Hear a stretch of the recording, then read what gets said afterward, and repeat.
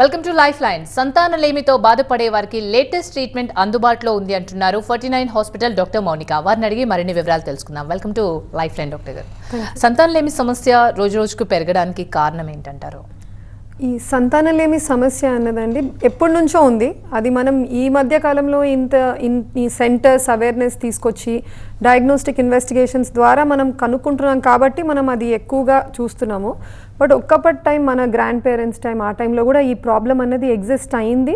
And మన ఎంతోమంది ఫ్యామిలీస్లో ప్రాబబ్లీ ఉంటారు కూడా మనకు రిలేటివ్స్ ఎవరైతే వాళ్ళకు ఆ టైంలో ట్రీట్మెంట్ అందకపోవడం వల్ల వాళ్ళు అలానే మిగిలిపోయారు వితౌట్ కిడ్స్.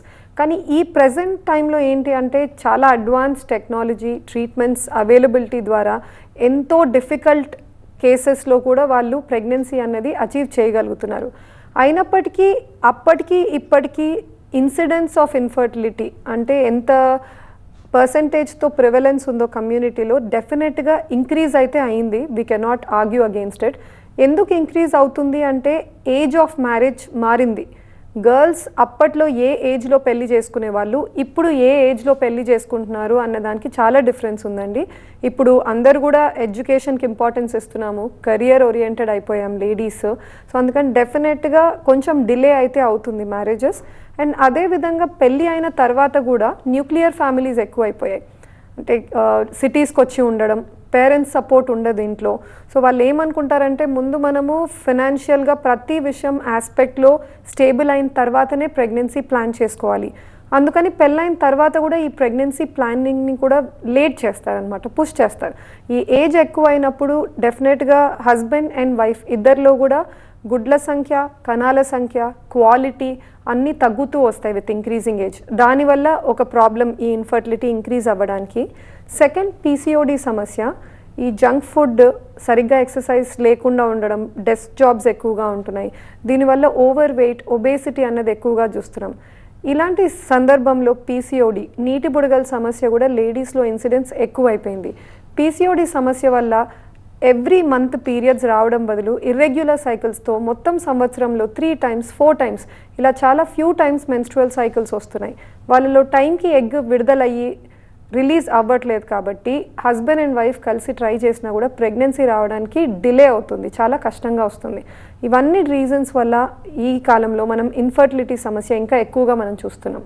ఎగ్జాక్ట్లీ, మీరు చెప్పినట్టు ఇన్ఫర్టిలిటీ అనేది ఒకప్పుడు తెలిసేది కాదు. టెక్నాలజీ అందుబాటులో చాలా తక్కువగా ఉంది అండ్ మీడియా కూడా చాలా తక్కువగా ఉంది కాబట్టి ఇంకా కాకపోతే వాళ్ళు అడాప్షన్ వరకు వెళ్ళేవాళ్ళు తప్ప ఇంకా ట్రై చేసేవాళ్ళు కాదు. కానీ ఇప్పుడు అలా కాదు, 40sలో కూడా కన్సీవ్ అయ్యే సిచ్యువేషన్స్ ఉన్నాయి. అయితే కొంతమంది చిట్కాలు కూడా పాటిస్తూ ఉంటారు, ఇలా చేయి అలా చేయి. అది ఎంతవరకు కరెక్ట్ అంటారు? ఇవి ఇంటర్నెట్ అనేది చాలా యాక్సెసిబుల్ అయిపోయిందండి ఇప్పటికీ. అది ఫోన్స్ ద్వారా కావచ్చు, వాళ్ళ laptops, iPads, everything. So first ఏదన్నా డౌట్ వచ్చింది అంటే ఇమీడియట్గా ఇంటర్నెట్లో గూగుల్ చేస్తారు, సర్చ్ చేస్తారు. సర్చ్ చేసినప్పుడు ఎన్నో వెబ్సైట్స్ ఎన్నో సొల్యూషన్స్ ఆఫర్ చేస్తాయి. ఏవి రిలయబుల్, ఏవి ఎంత డిపెండబుల్ అన్నది మనం చూడమన్నమాట. దీనికి పార్ట్గా ఎన్నో మిత్స్ ఉంటాయి.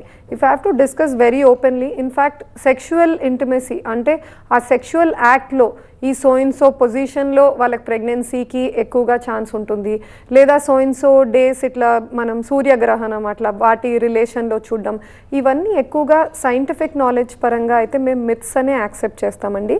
ఈ మిత్స్ ఏవేవి నిజానికి సైంటిఫిక్ ఎవిడెన్స్ లేవు అన్న దానికి కూడా most of the clinical experts వాళ్ళు ఎన్నో వీడియోస్ తయారు చేసి they have put it out, యూట్యూబ్లో కావచ్చు, నెట్లో కావచ్చు, which you can search and you can come across. కానీ డిపెండబుల్ అంటే మీరు నిజంగా ప్రాబ్లం ఉంది, ఈ సమస్యతో బాధపడుతున్నారు, ఖచ్చితంగా మీరు ఒక దగ్గరలో మీకు ఏదైతే యాక్సెసిబుల్ ఫర్టిలిటీ సెంటర్ ఏదైతే ఉందో మీకు దగ్గరలో అక్కడ వెళ్ళి ఒకసారి కన్సల్ట్ అవ్వండి. మీకు నిజంగా అసలు ఈ ప్రాబ్లం ఉందా లేదా అన్నది తెలుసుకోవడం చాలా ఇంపార్టెంట్. ఎంతోమంది నేను చూసినప్పుడు ఓపీడీలో హస్బెండ్ అండ్ వైఫ్ని కూర్చోబెట్టి కలిసి మేము అడుగుతూ ఉంటామండి, లేడీకి పీరియడ్స్ ఎలా వస్తాయి, రెగ్యులర్గా వస్తున్నాయా లేదా. అప్పుడు కొంతమంది లేదండి కరెక్ట్గా రావు, నాకు ఇర్రెగ్యులర్ సైకిల్స్ అంటారు. అప్పుడు మేము డేట్స్ అడిగినప్పుడు ప్రీవియస్ మంత్ డేట్ ఏంటి, ఇప్పుడు మంత్ డేట్ ఏంటి, హార్డ్లీ 2-3 days డిఫరెన్స్ ఉన్నా కూడా వాళ్ళకి ఇర్రెగ్యులర్గా ఉన్నాయి పీరియడ్స్ అని భావిస్తూ ఉంటారు. నిజానికి 21 to 35 days మధ్యలో కొంచెం వేరియేషన్లో అటు ఇటుగా మీకు పీరియడ్స్ వచ్చినా కూడా దాన్ని రెగ్యులర్ సైకిల్స్ అనే అంటాం. అవుట్ సైడ్ దిస్ డిఫైన్స్ లైన్స్లో వస్తేనే మీకు అవి ఇర్రెగ్యులర్ సైకిల్స్.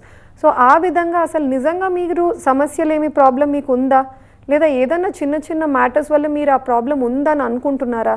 ఫస్ట్ మీకు డయాగ్నోసిస్ చాలా ఇంపార్టెంట్.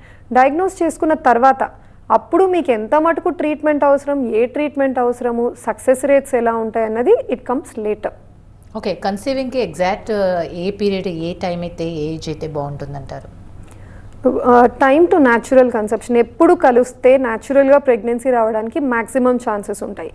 ఈ టైంని ఎవరిలో క్యాల్కులేట్ చేయొచ్చు అంటే కుదురుతుంది అన్నది ఓన్లీ పీరియడ్స్ కరెక్ట్గా రెగ్యులర్గా వస్తున్న లేడీస్కి మాత్రమే ఈ టైం పీరియడ్ క్యాల్కులేట్ చేయడం పాసిబుల్ అవుతుంది.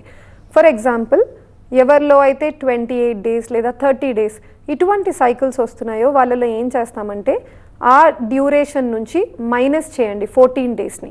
మైనస్ చేశాక మీకు వచ్చే నంబరు దానికి +2 -2 ఆ డేట్స్లో మీకు బెస్ట్ టైం ఉంటుంది. If I have to make it more simple, 28 డేస్కి ఒకసారి ఒక లేడీకి పీరియడ్స్ వస్తున్నాయి అంటే 28 నుంచి మీరు మైనస్ చేస్తే 14, మీకు వచ్చే నంబర్ 14. సో 14 -2 +2, 12th డే నుంచి 16th డే వరకు ఈ డేట్స్లో మీకు best time to try. Reason ఏంటి? ఎందుకు అంటే ఫస్ట్ ఇనీషియల్ 1-2 వీక్స్లో ఒక ఎగ్ పెరిగి విడుదల అవ్వడానికి టైం పడుతుంది. నువ్వు విడుదలైన ఎగ్ అది స్పర్మ్తో కలిసి ప్రెగ్నెన్సీకి దారి తీయకపోయినా మీ లాటర్ హాఫ్ ల్యూటియల్ ఫేస్ అంటాం, అది కాన్స్టెంట్గా 14 డేసే ఉంటుంది. అందుకనే మనకి ఎగ్ రిలీజ్ అయిన తర్వాత egg life span 12 to 24 hours మాత్రమే. ఆ టైం పీరియడ్ లోపలనే బతికుంటుంది. ఆ టైం దాటింది అంటే ఎగ్ చనిపోతుంది. అప్పుడు స్పర్మ్స్ అవైలబుల్ ఉన్నా కూడా కలయిక జరగడానికి పాసిబిలిటీ ఉండదు. సో ఈ టైంని ఆధారంగా మనం తీసుకొని +2 -2 చేసి క్యాల్కులేట్ చేసాం. ఎక్కువగా ఈ టైం పీరియడ్ బెస్ట్ టైం అంటాం.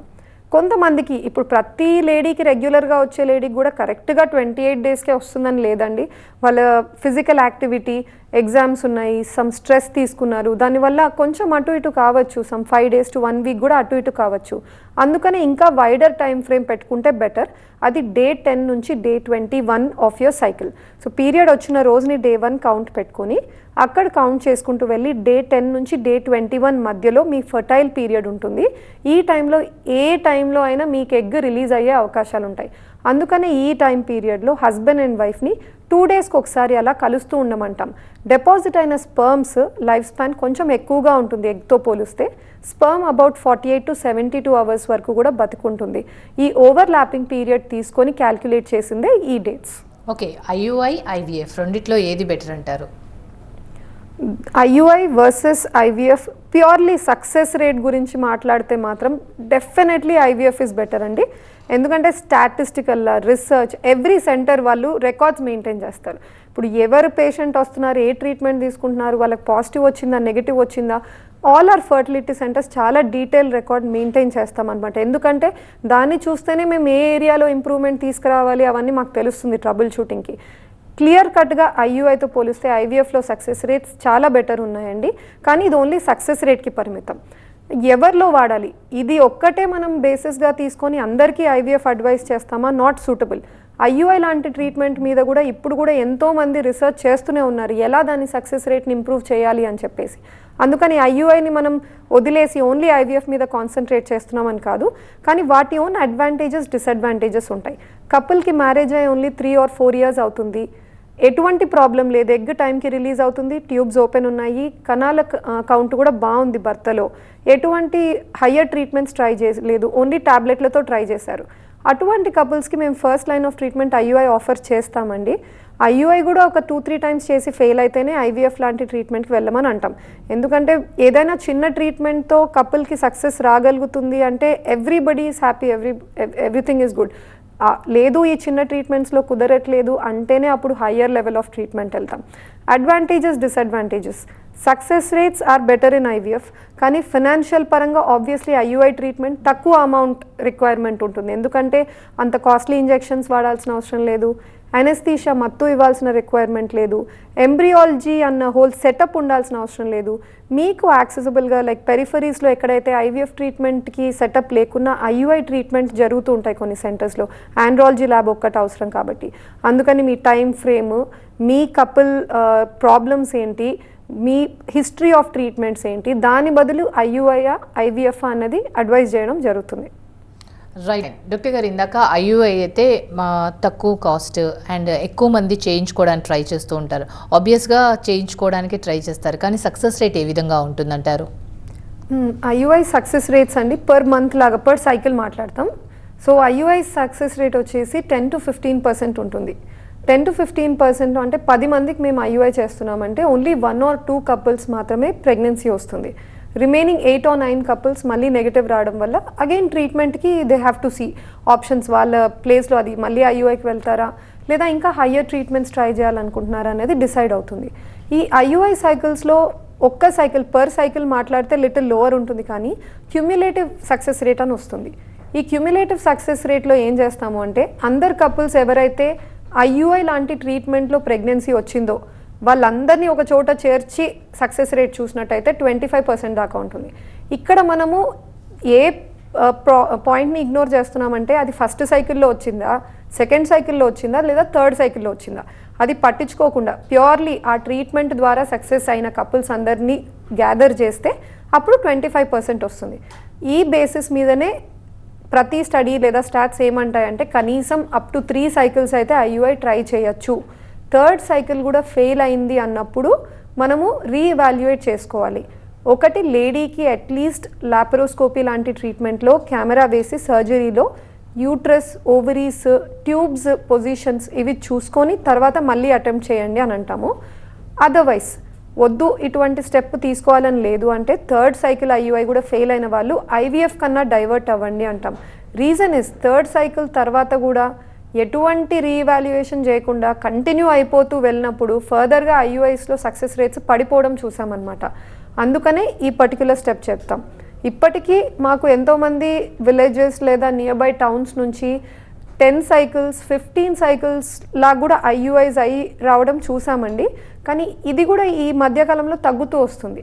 ఎందుకంటే బయట ప్రాక్టీసింగ్ గైనకాలజిస్ట్ కావచ్చు, వేరే అదర్ స్పెషాలిటీ డాక్టర్స్ కావచ్చు, వాళ్ళు కూడా ఐయుఐకి ఐవీఎఫ్కి డిఫరెన్స్ ఏంటి, ఐయుఐ ఎన్నిసార్లు చేస్తే సరిపోతుంది, బియాండ్ విచ్ ఇంకెన్నిసార్లు మనం ప్రొసీడ్ అవ్వకూడదు అన్నది వాళ్ళలో కూడా అండర్స్టాండింగ్ ఉంది. కాబట్టి ఇమీడియట్లీ కొంచెం హయ్యర్ సెంటర్స్కి వాళ్ళు రెఫర్ చేస్తారు పేషెంట్స్ని. Okay, in general IUI age group వాళ్ళకి ఎక్కువగా చేస్తుంటారు, అంటే ఏజ్ లిమిట్ ఉంటుందంటారా దీనికి? ఐయుఐ ఏజ్ లిమిట్ లేదండి. ప్యూర్లీ ఏఆర్టీ ట్రీట్మెంట్స్ అని అంటాం. ఏఆర్టీ అంటే అసిస్టెడ్ రిప్రొడక్టివ్ టెక్నిక్స్ మేము వాడే ఇవి ఐయుఐ ఐవీఎఫ్ రెండింటిని ఏఆర్టీ ట్రీట్మెంట్స్గా గుర్తిస్తుంది లా. ఈ ఏఆర్టీ ట్రీట్మెంట్స్కి మాత్రం ఏజ్ లిమిట్ పెట్టారు. లేడీకి 21 years to 50 years ఈ మధ్యలో ఉన్నప్పుడే, అండ్ హస్బెండ్కి 21 to 55 years వరకు. సో ఇవి మనకు పెట్టిన లీగల్ ఏజ్ లిమిట్స్ అనమాట. ఐయుఐ లాంటి ట్రీట్మెంట్ కానీ ఐవీఎఫ్ లాంటి ట్రీట్మెంట్ కానీ 21 కంటే తక్కువ ఉన్నా లేదా 50 కంటే ఎక్కువ ఉన్నా లేడీకి మేము ఇవ్వలేము. అదేవిధంగా హస్బెండ్లో 21 కంటే తక్కువ లేదా 55 years కంటే ఎక్కువ ఉన్న వాళ్ళకి కుదరదు. అయినప్పటికీ ఫ్యూ లేడీస్, ఎంతోమంది 21 కంటే తక్కువ, మనకు లీగల్ ఏజ్ ఆఫ్ మ్యారేజ్ అయితే 18 years ఇండియాలో. ఈ ఏఆర్టీ ట్రీట్మెంట్స్కి 21 పెట్టారే తప్ప legal age at marriage 18 years. అంటే మధ్యలో ఒక 3-4 years ఈ టైం ల్యాప్స్లో 1 year వరకు ట్రై చేసి అప్పటికి ప్రెగ్నెన్సీ కాలేదు అన్నప్పుడు చాలా టెన్షన్తో ఆ కపుల్స్ ఇమీడియట్గా వస్తారనమాట. అండ్ ఎక్కువగా ఆ యంగ్ ఏజ్లో మ్యారేజ్ అవుతుంది అంటే మోస్ట్ ఆఫ్ దెమ్ సిటీస్ కంటే విలేజెస్కి బిలాంగింగ్ ఎక్కువగా ఉంటారు. వాళ్ళలో ఏమవుతుందంటే ఇంకా కూడా యాజిటేషన్ ఉంటుంది ప్రెగ్నెన్సీ తొందరగా అవ్వాలి అన్నది. సో వాళ్ళు వచ్చినప్పుడు అన్ఫార్చునేట్లీ మేము ఈ హయ్యర్ ట్రీట్మెంట్స్ అయితే ప్రొవైడ్ చేయలేము. మేము ఏం చెప్తామంటే వాళ్ళకి ఓవ్యులేషన్ ఇండక్షన్ ట్రీట్మెంట్ ఇస్తాం. టాబ్లెట్స్ ఇచ్చి ఓన్లీ ఎగ్ గ్రోత్ మానిటర్ చేసి ఎగ్ రిలీజ్ అయిన టైంలో హస్బెండ్ అండ్ వైఫ్ ట్రై చేయమని చెప్పడం.